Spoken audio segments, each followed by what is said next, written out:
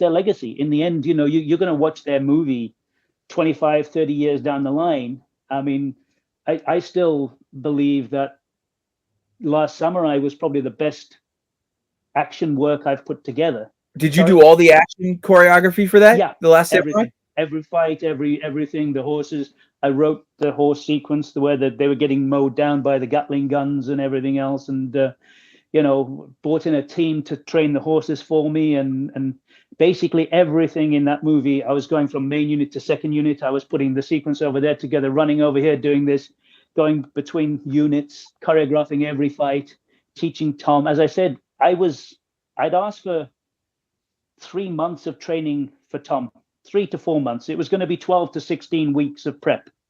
Mm-hmm.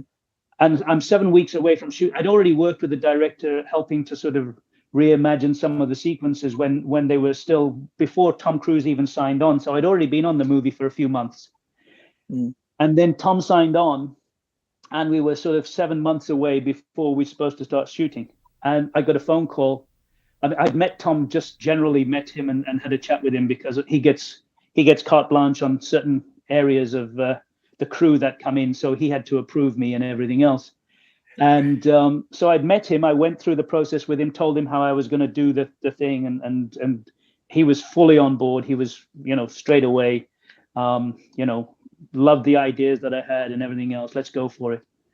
And I'm thinking, okay, in about 3 months' time, we'll start training. And then I got a phone call. It's like, we're 7 months away. Nick, Tom wants to start training.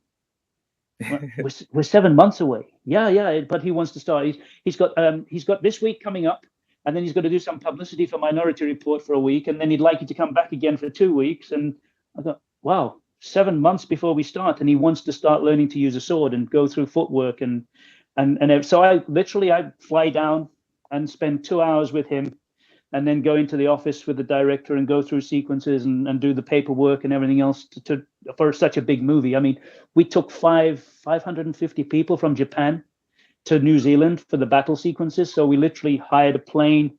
We rented a building and converted it into dormitories and everything else in New Zealand, because we were in a small town, and they didn't have the ability to sort of support that many, people coming in. So it was a massive undertaking from our point of view, and it was just amazing that Tom started to put himself into that situation 7 months before we start filming. So you would say that that's actually probably your favorite movie that you choreographed and worked on and put together? It's the one I'm most proud of, in terms of there were the least amount of compromises. Gotcha. I mean, every movie, there's compromises somewhere along the line. I mean, don't get me wrong, I loved Cinderella Man. There weren't really any compromises on the boxing and things like that. But the fact is, I was choreographing fights 3 months, 4 months before we start shooting, sending them to Japan, because I'd already been to Japan and auditioned about 700 or 800 people. And I chose the best sword guys and the best stunt guys I could see in Japan, and I picked one guy in Osaka and one guy in Tokyo. You're the guy running the Tokyo training. You're the guy running the Osaka, and I would send them DVDs of the fights I was choreographing in LA. And Gotcha. These guys, they were going twice a week. We were renting a massive hall, and all these guys were coming for free. They weren't getting paid. They would come in to learn the fights. So literally, when the plane landed, I had 550 guys who already knew 7 or 8 fights before we even started training for the movie. I mean, they were training in Japan.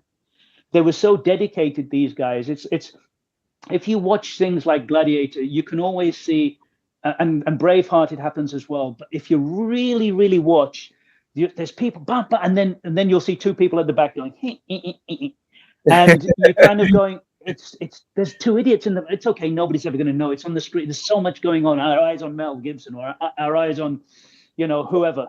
Yeah.